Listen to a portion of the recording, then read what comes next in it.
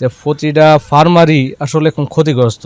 প্রতিটা ফার্মের লস হচ্ছে, কারণ এই আপনার বাচ্চার দাম বেশি, তারপরে এখন খাবারের দাম বেশি, প্রতিটা ইসেরই আপনার প্রতিটা খামারই আর কি লস।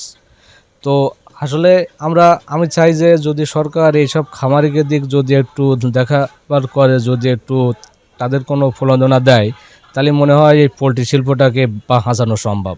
মোটামুটি যা হোক ভালো চলতেছে। এতে খরচ হয়েছে আমার প্রায় 4 লাখ 4.5 লাখ টাকার মতন। সরকারি কোনো সহায়তা নেই, এটা আমার নিজে ঋণ টিন হয়ে এটা করতে হয়েছে। পোলট্রি শিল্প বেশ একটা লাভজনক শিল্প।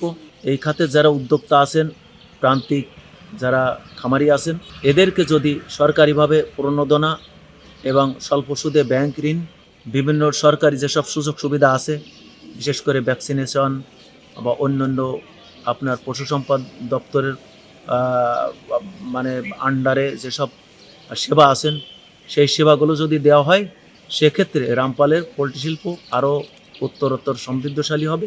রামপাল মূলত একটি উপকূলীয় উপজেলা।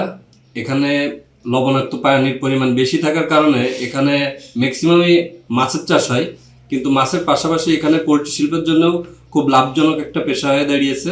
এখানকার যুবক যারা আছে তারা ব্যাংকের লোন থেকে বা বিভিন্ন ধরনের সরকারি সহায়তা পেয়ে তারা পোলট্রি খাতকে আরও সামনের দিকে এগিয়ে নিয়ে যাচ্ছে এবং এখানে পোলট্রি লালন পালন করে তারা আর্থিকভাবে অনেক লাভবান হচ্ছে। এবং পাশাপাশি যদি সামনে সরকারি কোনো সুযোগ সুবিধা আরও আসে, তাদেরকে আমরা সরকারি সুযোগ সুবিধার মাধ্যমে পোলট্রি শিল্পটাকে আরও সামনের দিকে এগিয়ে নিয়ে যাওয়ার জন্য সাহায্য করব। কি খাওয়া গেছে